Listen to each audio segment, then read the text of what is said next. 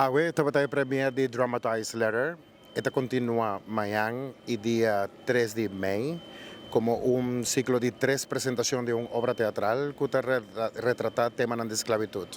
Fue 17 horas de la tarde, de 10 horas de anoche, nos tomamos over la calle principal de San Nicolás para presentar una obra teatral basada en tres station y también tres diferentes historias que básicamente abordan crear para resemantizar, resignificar y reinterpretar memoria de esclavitud.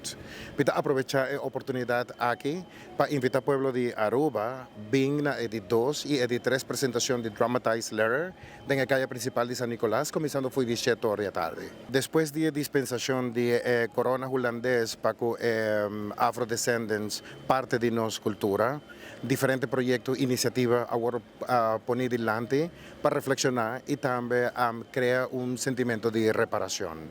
A nossa pensa que o teatro é pedagogical tool mais poderoso para poder inspirar reflexión y educación.